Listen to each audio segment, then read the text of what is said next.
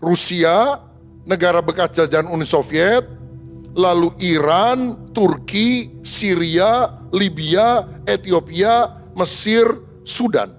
Itu akan menjepit Israel.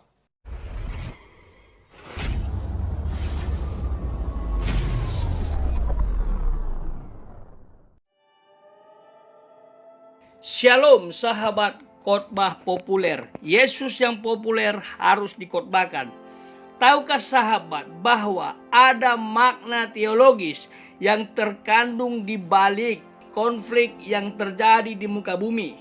Misalnya saja Rusia dengan Ukraina, dan baru-baru ini dan masih berlangsung adalah Israel dan Hamas. Kira-kira apa makna teologis tersebut? Mari kita bahas lebih dalam, tentunya bersama hambanya Pendeta Dr. Rubin Adi Abraham. Semoga memberkati. Saya mau bicara satu hal yang jarang dibahas. Konflik Hamas versus Israel dan masa depan dunia.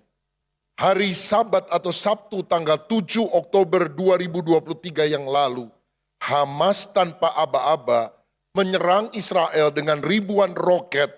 Mereka kemudian juga memasuki wilayah Israel, membunuh penduduk, anak kecil, wanita, lansia dari rumah ke rumah, juga menewaskan ratusan peserta konser musik yang sedang diadakan di Israel pada waktu itu dengan menembaki membabi buta.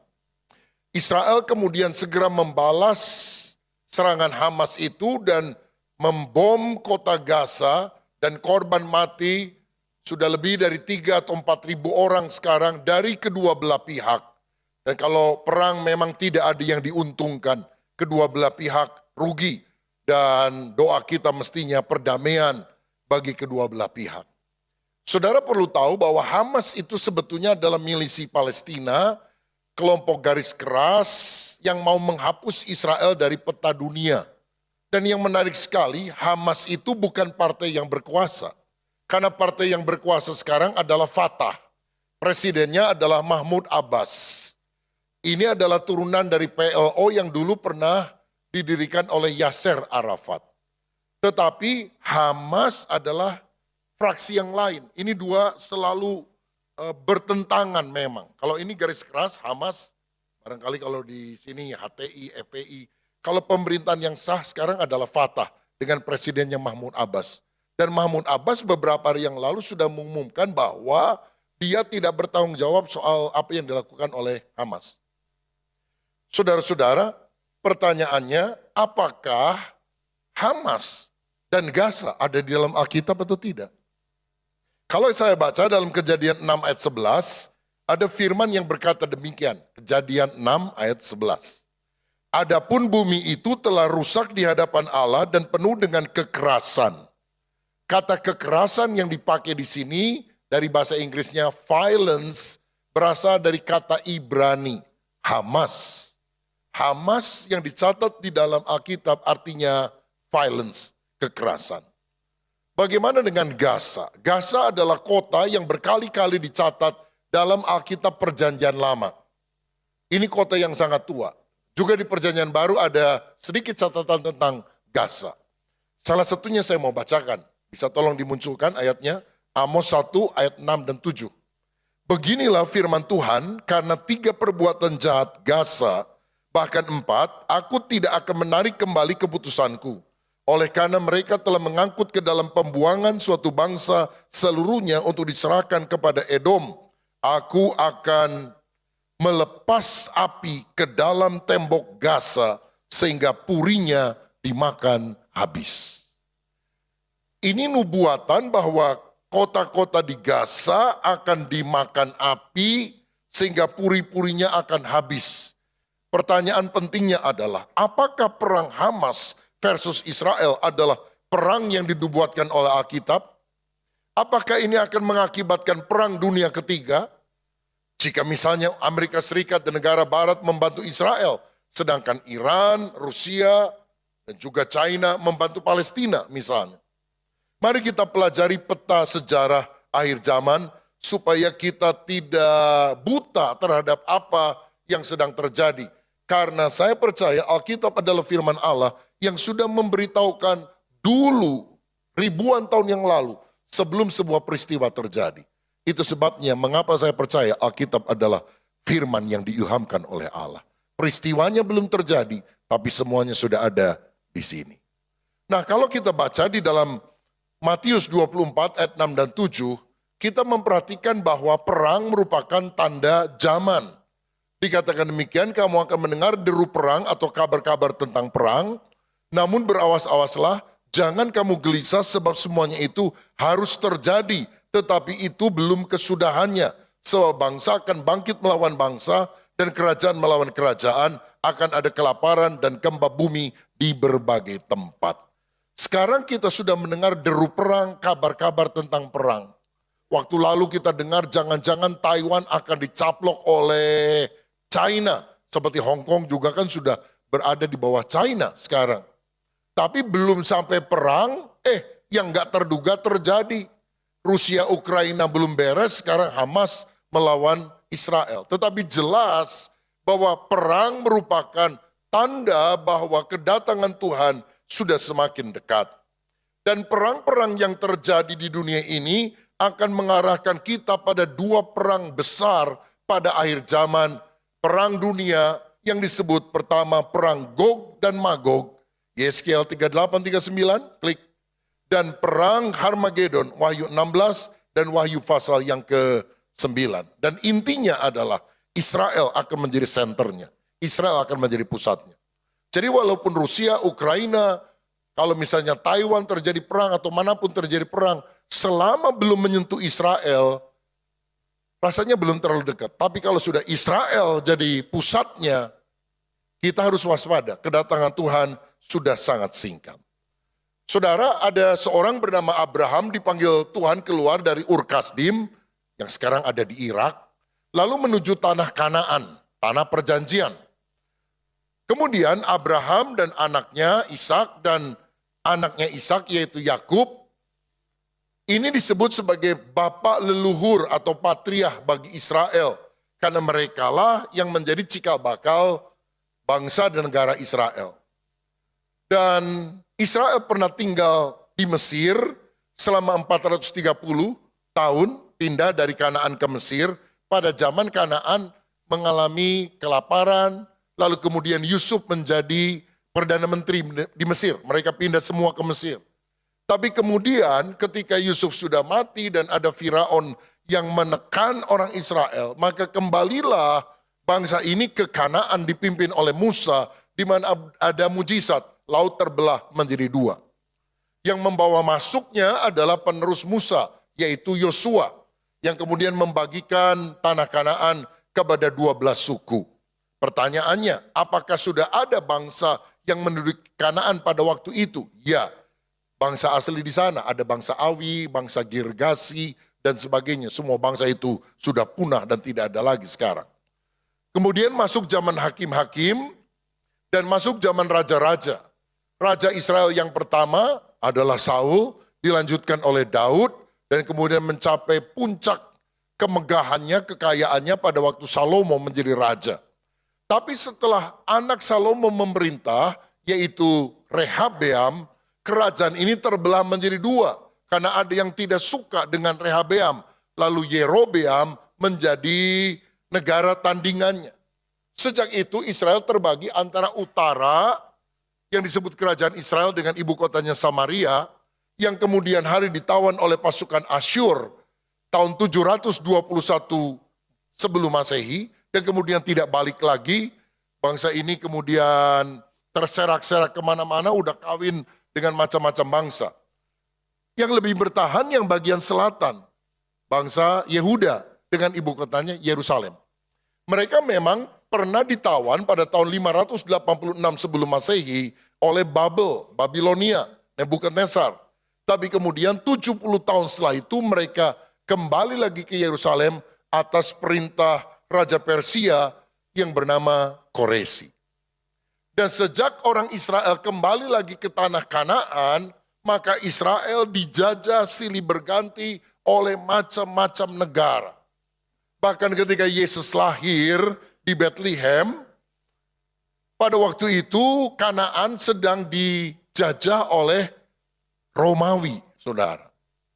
Bahkan pada tahun 70 Masehi, Yesus kira-kira bangkit tahun 33 Masehi, lalu hampir 40 tahun kemudian, Yerusalem dan Bait Suci dihancurkan oleh pasukan Romawi dipimpin oleh Jenderal Titus. Sejak itu, selama ribuan tahun, dari abad pertama sampai abad 20, berarti 19 abad, 1900 tahun, Israel diaspora terserak ke seluruh dunia. Mereka terpencar-pencar ke berbagai penjuru dunia. Nah, ketika terserak-serak itu, maka tanah Kanaan itu kan relatif kosong. Abad ke-7 Islam muncul, lalu kekhalifahan Islam itu menguasai tanah Kanaan dan kemudian mendirikan Dome of the Rock, Masjid Kubah Emas, dan Al-Aqsa, Masjid Kubah Hitam. Nah, sejak Islam menguasai tanah itu yang relatif kosong karena ditinggal oleh orang-orang Israel, maka orang-orang Arab mulai berdatangan dan tinggal berabad-abad di sana. Inilah cikal bakal dari Palestina. Apakah Palestina itu ada kaitannya dengan Filistin? Tidak. Jawabannya tidak ada. Karena Filistin itu adalah orang-orang yang berasal dari Eropa. Bangsa yang relatif kulitnya putih. Berasal dari Yunani. Berasal dari Pulau Kreta. Mereka adalah bangsa pelaut yang kemudian dengan kapal dia datang ke Kanaan. Dewa tertinggi mereka, baik dari Alkitab dan juga buku di luar Alkitab, adalah Dagon, dewa ikan. Kenapa dewa ikan? Karena memang bangsa ini adalah bangsa pelaut. Jadi pasti dewanya dewa ikan, begitu. Tapi bangsa Filistin itu kini sudah punah. Jadi asalnya dari Kreta, Alkitab juga menyebut dari Kaftor atau Kaftorim. Tapi jelas ini bukan orang Arab. Mari baca Yeskel 25 ayat 15 dan 16. Beginilah firman Tuhan Allah, oleh karena orang Filistin membalaskan dendam ke Sumat dan di dalam kegembiraannya atas kecelakaan Israel melakukan pembalasan dengan melakukan pembinasaan karena rasa permusuhan yang turun-temurun. Oleh sebab itu beginilah firman Tuhan Allah, sesungguhnya aku akan mengacungkan tanganku melawan orang Filistin dan melenyapkan orang Kreta dan membinasakan yang lain-lain di tepi laut. Nah sekarang kita akan lihat gimana sih asal-usulnya negara Israel yang sudah 19 abad, 1900 tahun itu terserak-serak, kok bisa balik lagi ke Palestina? Ini diawali oleh gerakan yang namanya Zionisme, artinya kembali ke Sion. Karena Sion adalah salah satu gunung yang ada di Yerusalem, tempat di mana beberapa situs suci itu ada di sana. Ada seorang yang bernama Theodor Herzl, seorang Yahudi, pada abad 19 menulis sebuah buku, Der Judenstaat, atau buku negara Yahudi. Dia merindukan gini, ini orang Yahudi itu terserak-serak di antara segala bangsa, gak punya tanah air. Dan dia rindu orang Yahudi punya tanah air. Lalu dia mencetuskan ide, gimana kalau Uganda? Atau gimana kalau Argentina, Amerika Selatan? Saudara-saudara, ternyata ada orang Yahudi lain namanya Chaim Weizmann yang adalah kemudian menjadi presiden pertama dari Israel. Dia bilang, aku gak suka Uganda atau Argentina. Karena Alkitab bilang bahwa tanah kita itu Kanaan. Yang sekarang disebut Palestina. Ngapain pergi ke sana? Aku gak mau Inggris, London, Paris. Aku ingin Kanaan. Karena itu yang diberikan Tuhan kepada Musa, kepada Abraham bahkan. Bahkan kemudian seorang lain yang bernama David Ben-Gurion, yang menjadi Perdana Menteri Israel yang pertama, yang namanya sekarang diabadikan menjadi nama airport di Tel Aviv, juga ingin itu ada di Kanaan atau di Palestina. Lalu kemudian Perang Dunia Pertama terjadi, 1914 mulai, 1917 selesai, pemenang perangnya Inggris dan sekutu-sekutunya. Saudara-saudara, Lalu Inggris atau Britain mendukung adanya negara Yahudi di Palestina. Sebagai pemenang perang, Inggris bilang, udah di Palestina, biarlah orang Yahudi kembali ke sana. Ini disebut deklarasi Balfour. Karena pemimpinnya yang ada di sana adalah Balfour. Tahun 1947, Persatuan Bangsa-Bangsa membagi daerah Kanaan itu menjadi Yahudi Palestina dan Arab Palestina. Jadi untuk orang Yahudi, bangsa Yahudi dan bangsa Arab. Kan memang beda, kan bangsa Yahudi sama bangsa Arab itu beda. Nama tempatnya adalah Palestina. Nah setelah dibagi, nggak sampai setahun, Israel membuat deklarasi kemerdekaan tanggal 14 Mei 1948. Dan masalahnya Palestina tidak pernah kunjung mendeklarasikan kemerdekaannya. Kenapa? Yahudi setuju tanah itu dibagi dua, Arab nggak setuju. Tahun 1948 justru mereka menyerang Israel. Itu seluruh negara Arab menghancurkan Israel. Tapi malah Israel yang menang perang. Jadi tanahnya lebih besar. Kenapa lebih besar? Karena menang perang, saudara sekalian. Nah, memang Yasser Arafat pernah berkata bahwa tahun 1988 Palestina merdeka. Tapi sampai hari ini proklamasi kemerdekaannya itu diperdebatkan. Karena ada negara-negara yang setuju, tapi banyak juga negara-negara yang belum setuju. Jadi ini memang satu-satunya wilayah yang aneh di dunia. Kalau saudara pernah ke Israel, ini satu Israel, di dalamnya itu ada wilayah-wilayah khusus untuk Palestina. Jadi misalnya ada Ramallah di tepi barat, itu Palestina. Gaza di selatan, itu Palestina. Gaza dikuasai Hamas, Ramallah dikuasai Fatah. Presidennya ada di Ramallah sekarang, tapi yang perang yang selatan. Ini membingungkan memang. Bethlehem, Hebron itu dikuasai oleh Palestina. Jadi kalau kita ke Israel, masuknya itu lewat Israel. Cek di border, di perbatasan semua Israel. Tapi kalau kita mau pergi ke Bethlehem, maka orang harus masuk wilayah Palestina, dijaga lagi di sana. Kalau mau keluar dijaga lagi. Orang Yahudi nggak boleh masuk ke sana, orang Arab nggak boleh keluar ke daerah Yahudi. Ini memang negara yang sangat membingungkan, makanya konfliknya nggak akan selesai-selesai, saudara. Karena di Palestina sendiri, faksinya itu ada dua, terpisah juga. Kalau Fatah ingin memperjuangkan kemerdekaan melalui diplomasi, jalan damai. Kalau Hamas melalui agresi senjata, melalui peperangan. Sulit untuk bisa dipertemukan. Selanjutnya, saudara sekalian, kita akan melihat kenapa sih Kanaan kok berubah jadi Palestina. Nah, ada seorang kaisar Roma kejam, namanya Hadrian, tahun 315 Masehi, itu saking keselnya kepada Israel, dia ingin menghapus ingatan orang tentang Israel dan mengganti namanya menjadi Syria Palestina. Dalam masa kekuasaan Ottoman, Khalifah Islam, nama Syria Palestina disebut juga sebagai Syria Selatan. Kalau saudara lihat peta, di utara Israel itu ada Syria, Damaskus. Di bawahnya itu ada Israel, disebut Syria Selatan. Dulu disebut Syria Palestina. Nah ketika tahun 1947 Persatuan Bangsa-Bangsa membagi tanah itu menjadi dua, Arab Palestina dan Yahudi Palestina, Yasser Arafat, orang Arab yang memperjuangkan kemerdekaan Palestina, menggunakan kata Palestina. Sehingga lembaga yang dibentuknya disebut sebagai PLO, Palestine Liberation Organization. Alasannya sangat politis, supaya negara-negara Arab bisa sama-sama melawan Israel. Lalu ada lagi yang mencoba mengkaitkan dengan bangsa Filistin. Kenapa?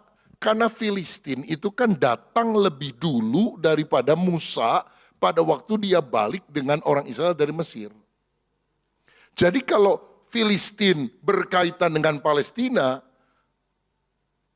maka Israel adalah pendatang, saudara. Sehingga mereka harus diusir dari tanah ini. Tapi jelas dari sejarah, kita lihat Filistin itu orang Eropa, bangsa pelaut, dewanya dewa ikan, asal dari Yunani, Pulau Kreta yang tidak ada kaitan dengan Palestina. Karena Palestina itu adalah bangsa Arab. Warna kulitnya aja beda. Jadi orang Palestina sekarang bukan keturunan Goliat. Ya, perlu diingat baik-baik. Goliat nggak pernah punya anak orang Palestina sekarang. Jadi cikal bakal orang Palestina adalah bangsa nomaden di padang pasir Arab. Dewa kunonya adalah Moon atau dewa bulan. Dan Palestina karena tidak pernah mendeklarasikan kemerdekaannya atau pernah ngomong kemerdekaan tapi juga tidak diterima dunia dengan suara bulat, maka kan mereka nggak punya tanah air kecuali yang diberikan oleh Israel sebagai daerah otonomi itu, saudara. Ramallah, Gaza, Bethlehem, Hebron, beberapa bagian dari Yerusalem Timur. Nah, tahun 1967 terkenal dengan nama Perang 6 Hari. Israel diserbu lagi oleh seluruh negara Arab, tapi Israel menang lagi, saudara sekalian. Dan salah satu yang dimenangkan oleh Israel adalah tembok ratapan, tembok luar dari bait suci pada zaman Salomo yang kemudian hancur, lalu kemudian dibangun lagi pada zaman pembuangan diperluas oleh Herodes. Diambil dari mana? Yordania. Karena waktu perang 6 hari, Israel merebut tanah dari Mesir, merebut tanah dari Yordania. Israel tidak pernah mengambil tanah dari PLO atau Palestina. Kenapa? Karena negara Palestina itu kan belum diakui secara resmi oleh seluruh dunia. Karena belum ada tanah yang resmi itu, maka akibatnya waktu perang terjadi, ini milik siapa? Yordania. Ini milik siapa? Milik Mesir. Makanya kalau saudara perhatikan, kenapa Mesir, Yordania, negara-negara lain ini nggak mau terima pengungsi Palestina sampai sekarang? Itu masalah ini. Sampai kan aneh ya, kenapa kok negara-negara Arab nggak mau terima orang Arab? Ya karena banyak masalah lah. Karena latar belakang ini, karena mereka juga merasa terbebani dengan pengungsi Syria yang juga jadi beban negara, karena mereka juga masuk nanti dalam konflik dan sebagainya. Jadi aneh ini, jadi memang beberapa orang dari sini mau pergi ke Palestina tapi negara tetangganya nggak ada yang mau terima nih saudara. Lalu setelah Israel merdeka 1948, mulailah kembali lebih banyak orang-orang Israel ke Palestina. Sebelumnya pemicu utama mengapa orang Israel kembali ke Palestina adalah Perang Dunia Kedua. Coba kita lihat, setelah hampir 19 abad terpencar, maka ada gelombang kembali ke Israel yang disebut sebagai Aliyah. Mika 2 ayat 12 misalnya mencatat, Aku akan mengumpulkan engkau seluruhnya, hai Yakub, aku akan menghimpun sisa-sisa orang Israel. Aku akan menyatukannya seperti kambing domba dalam kandang, seperti kawanan binatang di tengah-tengah padang, sehingga ramai dengan manusia. Jadi kita lihat di sini orang-orang Israel mulai kembali ke Palestina, disebut sebagai Aliyah. Dan diperkirakan ada 300.000 orang Yahudi balik dari Uni Soviet, ratusan ribu kemudian balik dari Eropa Timur, dari negara Eropa yang lain. Pemicunya kenapa? Perang Dunia Kedua. Karena 1945 dan selanjutnya di tengah perang, Hitler dengan Nazi itu membantai 6 juta orang Yahudi, termasuk 1,5 juta anak-anak di sana. Mereka memasukkannya dalam kamp konsentrasi. Saya pernah pergi ke Polandia, ke Auschwitz, melihat kamar-kamar gas di mana hampir 1 juta orang Yahudi dibantai di sana. Sehingga seluruh orang Yahudi di dunia berkata, tidak ada negara yang aman buat kami. Kita harus kembali ke Kanaan, karena itulah tanah perjanjian yang Tuhan berikan. Sejak itulah Perang Dunia Kedua, mereka mulai balik lagi ke Israel. Pada waktu merdeka tahun 1948, hanya ratusan ribu orang saja yang ada di Palestina, orang Yahudi di Palestina. Tapi kini diperkirakan lebih kurang 6,5 juta orang Yahudi tinggal di Israel. Palestina sendiri, orang Arab yang tinggal di sana, hampir 5,5 juta orang. Jadi Yahudinya 6,5 juta, Palestinanya 5,5 juta. Sebetulnya Palestina itu bukan bicara nama bangsa. Palestina itu nama daerah. Yahudi Palestina, Israel, Arab Palestina. Begitu. Bangsanya bangsa Arab sama bangsa Yahudi. Mereka lah orang-orang Arab itu tinggal di Gaza, di Ramallah, di Bethlehem, di Hebron, dan juga di Yerusalem Timur.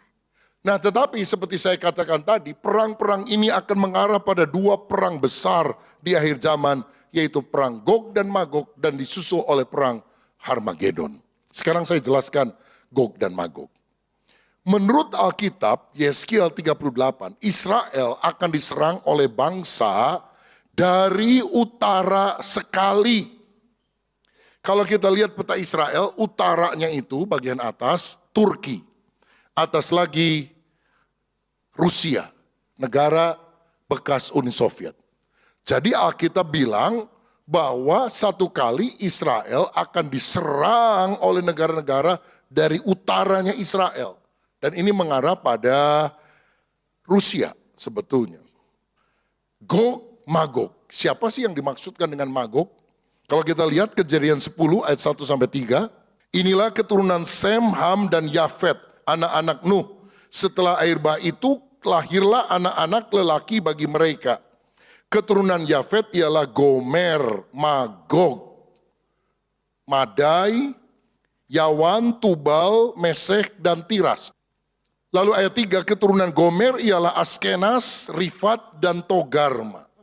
Gog adalah Rusia, Magog, Mesek, Tubal adalah negara-negara bekas Uni Soviet, misalnya Kazakhstan, Uzbekistan, Azerbaijan. Persia itu Iran, Gomer dan Bet-Togarma adalah Turki. Syria, Put atau Libya, Ethiopia, juga Mesir dan Sudan bagian selatan. Jadi ini adalah negara-negara yang akan kolaborasi, utara dan selatan akan menjepit Israel. Siapa saja yang akan kolaborasi itu? Rusia, negara bekas jajahan Uni Soviet, lalu Iran, Turki, Syria, Libya, Ethiopia, Mesir, Sudan. Itu akan menjepit Israel. Ini belum terjadi, tapi Alkitab menubuatkan tentang hal tersebut. Sedangkan yang tidak akan menyerang Israel, tidak mau koalisi dengan Rusia, adalah Sheba menurut Yeskiel 38 dan 13, Sheba, Dedan atau negara Jazirah Arab. Misalnya Arab Saudi, Uni Emirat Arab, Bahrain dan sebagainya. Makanya kita lihat sekarang kenapa misalnya Uni Emirat Arab, Dubai dan sebagainya itu enggak, dan juga Arab Saudi makin lama makin dekat sama Israel, saudara sekalian. Bahrain makin lama makin dekat sama Israel. Karena ternyata menurut nubuatan Alkitab nanti kalau perang besar, enggak semua negara Arab akan pro dengan musuhnya Israel. Mereka akan lebih arahnya ke mendukung Israel, tapi enggak akan membela, saudara. Mungkin lebih abstain. Tarsis adalah Inggris, Eropa yang terkait dengan Amerika, karena Amerika kan asalnya dulu bangsanya dari Eropa. Tapi mereka tidak bantu Israel ketika diserang, yang membantu Israel adalah Tuhan sendiri. Tuhan akan memberikan bencana alam yang luar biasa kepada pasukan Rusia, Turki, dan juga dari selatan, dari negara Afrika. Dan akhirnya banyak di antara mereka yang akan mati. Bukan karena bantuan Amerika atau apa. Memang penolong kita sejati bukan negara yang lain. Penolong sejati adalah Tuhan. Tuhan akan menghukum Gog. Dia akan mendatangkan api ke atas Magog dan orang-orang yang menyerang. Berikutnya, mayat mereka akan dikubur selama 7 bulan. Yeskiel 39 ayat 11 dan 12 mencatat itu. Yang ketiga, senjata Gog akan dibakar selama 7 tahun. Yeskiel 39 ayat 9. Jadi karena bencana alam, karena pertolongan Tuhan, Israel menang, Gog akan dihukum Tuhan, mayat mereka dikubur 7 bulan, senjata Gog dibakar 7 tahun. Ini pemusnahan yang sangat luar biasa. Dan diperkirakan pada masa ini 144.000 orang Yahudi bertobat seperti yang dicatat dalam kitab Wahyu, lalu menjadi pemberita Injil ke seluruh dunia karena mereka sadar sekarang bahwa Yeshua HaMasiah, Yesus Kristus, itulah satu-satunya penolong yang dapat dipercaya. Setelah itu disusul satu perang lain, Harmagedon. Apa itu perang Harmagedon? Perang negara-negara barat sama negara-negara timur. Kalau Gog Magog apa? Negara-negara utara, negara-negara selatan menjepit Israel. Kalau Harmagedon, negara-negara barat, negara-negara timur menjepit Israel. Kalau sudah utara, selatan, timur, barat menyerang Israel, namanya perang apa? Perang dunia, saudara. Dan perang dunia itu menurut istilah Alkitab dua, Gog Magog, Harmagedon. Saya bacakan, Wahyu 16 ayat 12 dan 16. Dan malaikat yang keenam menumpahkan cawannya ke atas sungai yang besar, sungai Efrat, lalu keringlah airnya, supaya siaplah jalan bagi raja-raja yang datang dari sebelah timur. Jadi sungai Efrat di Irak akan kering, lalu raja-raja dari timur akan datang. Lalu ia mengumpulkan mereka di tempat yang dalam bahasa Ibrani disebut apa? Harmagedon. Perang Harmagedon akan diawali dengan 7 tahun pemerintahan antikris yang akan muncul di akhir zaman. 1 Yohanes 2 ayat 18 berkata, anak-anakku, waktu ini adalah waktu yang terakhir dan seperti yang telah kamu dengar, seorang antikristus akan datang. Sekarang telah bangkit banyak antikristus. Itulah tandanya bahwa waktu ini benar-benar adalah waktu yang terakhir. Sekarang ini sudah banyak roh antikristus yang menentang kekristenan, yang menentang Kristus itu banyak sekali. Orang yang gak suka dengan kekristenan, di Indonesia juga banyak banget. Itu roh antikristus. Tetapi kemudian akan muncul seorang antikristus. Lalu antikristus itu akan memerintah berapa tahun? Daniel 9 ayat 27. Raja itu, si antikris, akan membuat perjanjian menjadi berat bagi banyak orang selama 1 kali 7 masa. Artinya 7 tahun. 1 kali 7, 7 tahun. Pada pertengahan 7 masa itu, 3,5 tahun, dia akan mengakhiri persembahan korban dan persembahan sajian, dan di atas sayap kekejian akan datang pembinasa sampai kesudahan yang telah ditetapkan akan menimpa pembinasa itu. Jadi perang Harmagedon diawali dulu dengan 7 tahun pemerintahan antikris, yang kemudian akan muncul di akhir zaman. Selanjutnya, antikris pada waktu muncul, dia akan membuat perjanjian damai dengan Israel. Ada banyak tafsiran, tapi mungkin antikris bisa berasal dari Uni Eropa, 10 negara bersama-sama di eks kerajaan Romawi dulu. Dan antikris ini akan mendukung Israel, membuat perjanjian damai dengan Israel, lalu Israel dengan cepat akan mendirikan bait suci Allah. Sekarang didiami oleh Dome of the Rock. Ya, dan bait suci akan didirikan di tempat itu. Setelah 3,5 tahun, antikris akan mengingkari perjanjiannya.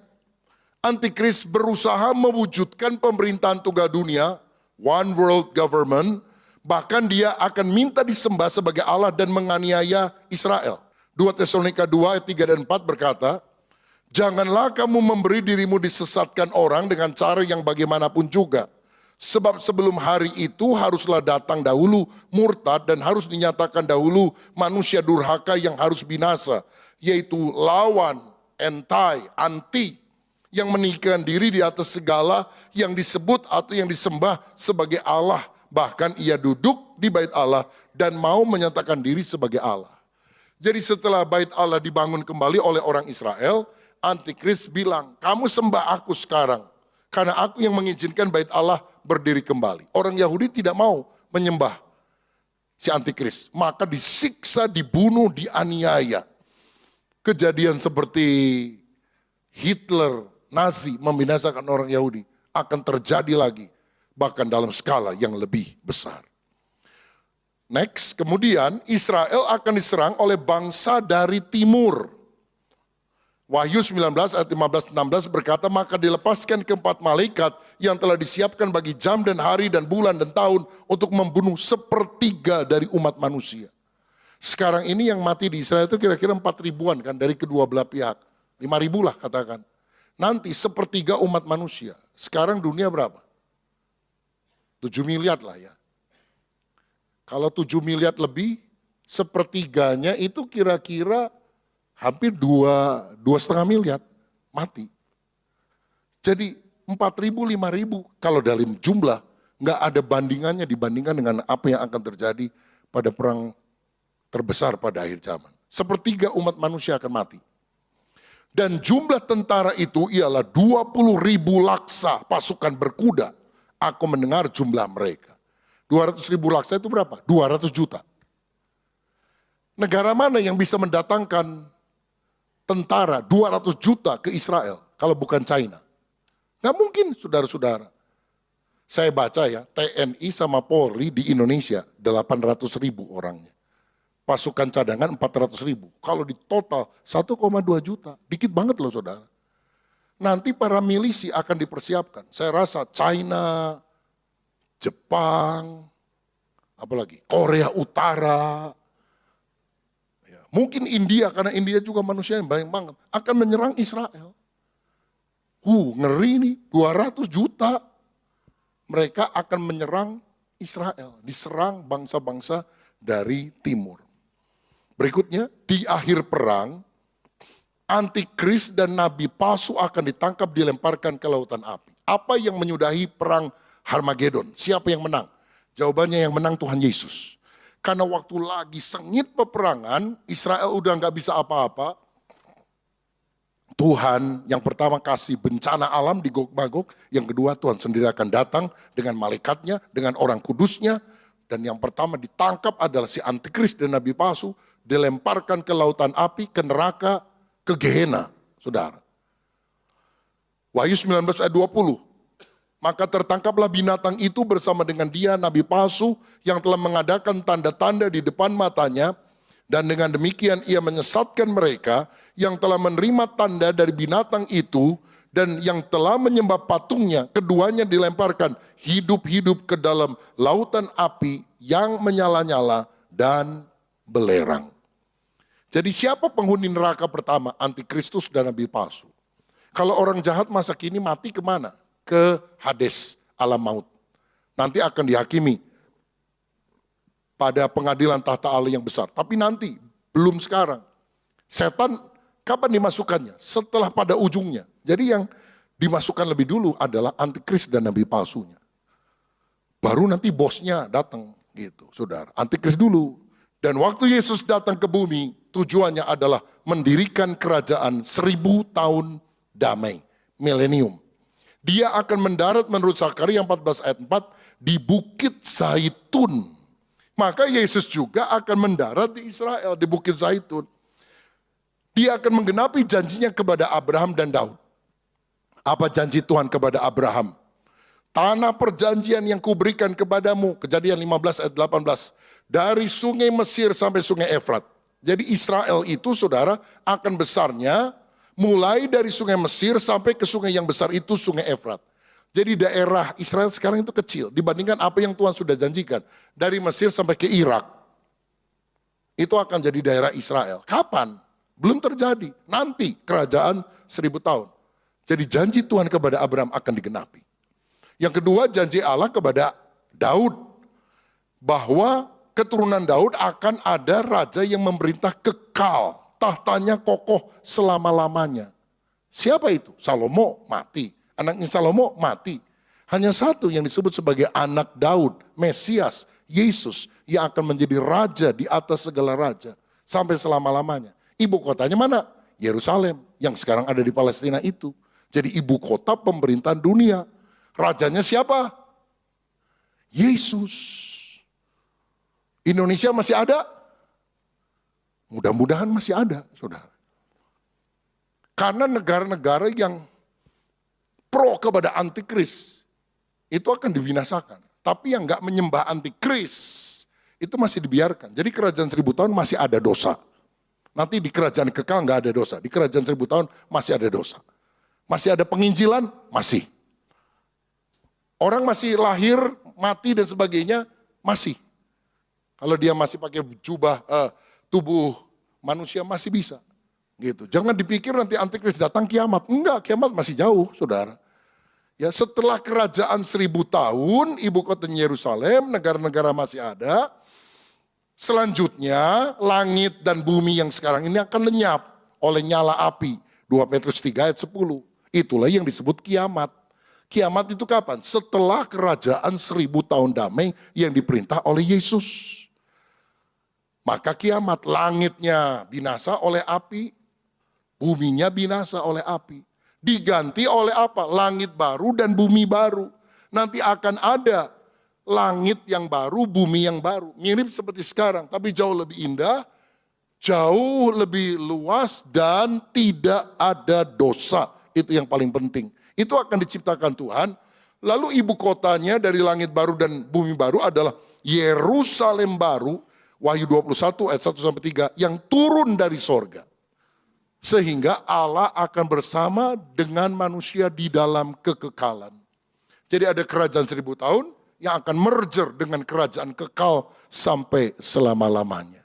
Di sana tidak ada dosa lagi, tidak ada kematian, dan kita akan memerintah bersama dengan Kristus sampai selama-lamanya.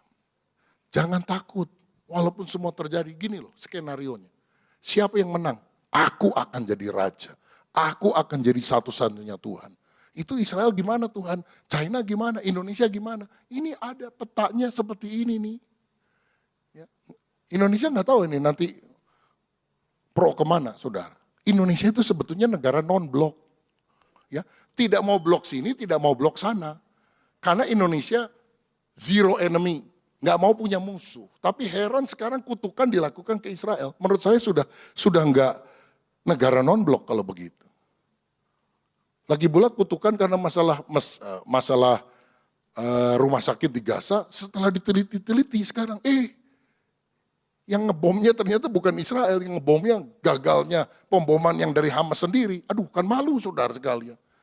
Aduh, kita perlu berdoa nih, karena kita kan masuk di wilayah Indonesia ini, jangan sampai kutuk Tuhan terjadi. Kan Tuhan ngomong sama Abraham, siapa mengutuk kamu dikutuk, siapa memberkati kamu diberkati. Kita mau hidup di dalam berkat Tuhan, saudara. Indonesia ini lagi maju-majunya. Tapi kalau nggak hati-hati, menyungsep kembali bisa. Oh, kita perlu banyak berdoa, terutama pada tahun politik.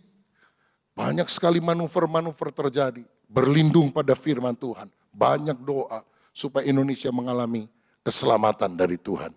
Amin. Oleh sebab itu, sahabat khotbah populer, ada beberapa hal yang harus kita pahami dan harus kita lakukan. Yang pertama, pahami nubuat akhir zaman yang sudah dan belum digenapi. Sehingga kita yakin keakuratan Alkitab dan tidak diombang-ambingkan berbagai angin pengajaran. Mengapa demikian? Karena akhir-akhir ini banyak sekali pengajaran-pengajaran yang sudah menyimpang, bahkan dengan sengaja mengajarkan ajaran sesat, dan mereka adalah guru-guru palsu, nabi-nabi palsu yang hendak membuat kita jauh dari Allah, tidak lagi menjadi penyembah Allah, dan tentunya ada kuasa gelap iblis di balik pengajar tersebut. Belajarlah lebih dalam Alkitab, Perjanjian Lama, Perjanjian Baru, sinkronkan supaya kita paham betul masa-masa akhir yang alkitabiah. Jangan sampai kita terhanyut, tersesat, bahkan kita menyesatkan orang lain. Ilmu itu penting, apalagi tentang Tuhan dan tanda-tanda kedatangannya. Yang kedua, persiapkan diri karena kedatangan Tuhan semakin dekat. Tinggalkan perkara duniawi. Hidup berjaga-jaga seperti 5 gadis bijaksana yang menyiapkan minyak dan pelita. Dunia ini semakin jahat dengan segala keinginannya, sahabat. Kalau kita tidak betul-betul persiapkan diri dengan iman yang teguh, dengan pelayanan yang murni kepada Tuhan, bahaya sekali. Karena apabila dia datang, kita tidak dijemput atau tidak diangkat. Artinya kita tidak akan masuk dalam pesta pernikahan anak domba Allah yang sudah dijanjikan. Jadi Kristen tidak cukup, ke gereja tidak cukup, apalagi berbuat baik tidak cukup. Jadi segala aspek harus kita persiapkan. Kita harus berjaga-jaga karena kedatangan Tuhan seperti pencuri, tidak ada yang tahu kapan. Mungkin bulan depan, tahun depan, atau kapan. Yang jelas yang Tuhan mau, apabila dia datang kita sudah siap.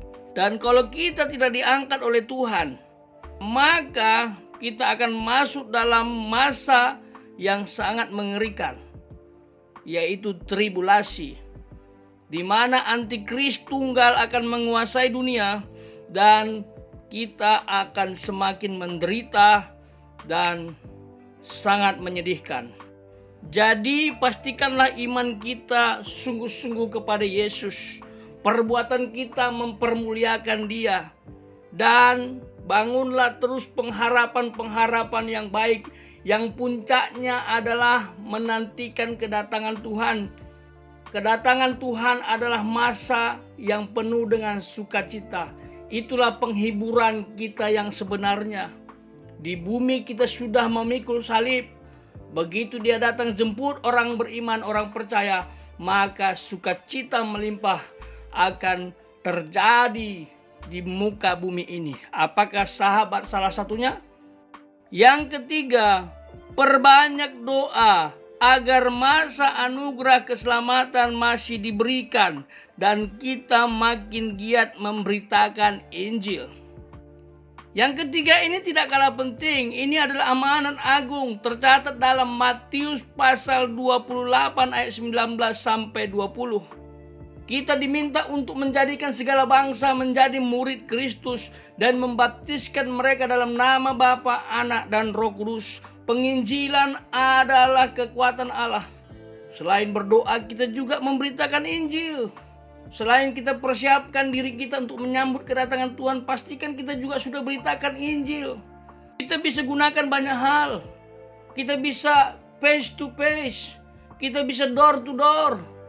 Kita juga bisa gunakan media sosial untuk menyampaikan firman Allah. Sampaikan firman Allah di status WhatsApp sahabat. Buat rekaman-rekaman firman Tuhan dalam TikTok, YouTube, dan lain sebagainya. Supaya banyak orang dengar firman. Firman yang kita kemas dan upload adalah firman yang mengajak orang untuk mengenal Kristus, mempercayai Kristus, dan menyembah Kristus. Karena hanya Kristuslah juru selamat yang bisa menyelamatkan orang berdosa. Dia sudah mati untuk semua manusia, hanya saja bermanfaat bagi orang yang percaya kepadanya. Orang yang percaya kepadanya, menerima dia sebagai Tuhan dan Juru Selamat, maka hidupnya dijamin pasti diselamatkan dan mati masuk surga. Mari doakan saudara-saudara kita yang belum percaya, agar mereka menemukan kebenaran, menerima Tuhan Yesus. Jangan egois sebagai orang Kristen mentang-mentang sudah diselamatkan. Kita lihat apa yang terjadi di dunia ini. Sangat mengerikan, merinding kita. Kita hanya sebagai saksi, khususnya konflik Timur Tengah. Jangan mengutuk, jangan menghakimi. Doakan supaya damai terjadi dan konflik berakhir. Namun biarlah kehendak Tuhan yang jadi.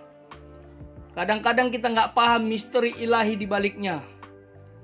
Jangan sampai salah paham salah tentang peristiwa akhir, masa-masa akhir yang dimana segala sesuatu yang terjadi di muka bumi adalah tanda-tanda atau persiapan segala zaman. Mari hamba Tuhan dimanapun berada, mulailah berkhotbah tentang akhir zaman. Angkat tanda-tanda yang terjadi di muka bumi ini sebagai tanda kedatangan Dia. Pastikan setiap orang sekitar kita, jemaat yang kita layani, mempersiapkan diri Apabila dia datang, mereka siap menyongsong Allah di awan-awan. Jangan sampai ada jemaat Tuhan yang kita layani tinggal tidak diangkat Tuhan. Sungguh menyedihkan apabila itu terjadi. Ingat, iblis tidak akan tinggal diam karena dia tahu masanya sudah dekat dan segala zaman akan berakhir dan zaman yang baru akan dimulai.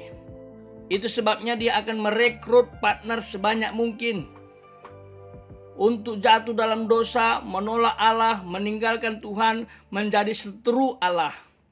Iblis tidak mau banyak orang diselamatkan. Iblis butuh orang-orang yang siap dipakai untuk menyesatkan manusia supaya terjadi pelipat gandaan. Kerajaan iblis sedang panik. Mereka bekerja keras khususnya buat anak-anak Tuhan, hamba-hamba Tuhan. Karena orang berdosa yang tidak kenal Tuhan secara otomatis mereka jatuh dalam dosa. Tetapi hamba Tuhan, anak Tuhan itu harus digoda ekstra. Kalau hamba Tuhan dan anak Tuhan tidak bisa dikalahkan di keluarganya, maka dia akan pindah medan. Dia akan goda kamu di tempat pekerjaan. Kalau kamu juga tidak bisa kalah di tempat pekerjaan, dia akan pindah medan di tempat hobimu, di pelayananmu. Yang intinya dia akan buat kamu menjadi orang yang paling jahat di muka bumi. Dan kalau nggak bisa, kamu akan menjadi orang yang merasa paling rohani di muka bumi. Dan kedua hal tersebut adalah kekejian bagi Tuhan. Selalulah humble dan selalulah mengatakan, aku tidak bisa hidup tanpa Tuhan. Hanya Tuhanlah kekuatanku, benteng hidupku. Dan aku hanya ingin menjadi pengikut Tuhan. Apapun yang terjadi, apapun godaan, pastikan kita tetap mengikut Kristus sampai akhir hayat. Mau tahta, harta, dan cinta yang menggoda kita, sehebat, semewah apapun, katakan sekali lagi, aku akan menjadi pengikut Kristus sampai akhir hayat. Yang percaya, yang setuju dengan saya, katakan amin di kolom komentar dan mempermuliakan Allah setiap waktu. Tuhan Yesus memberkati.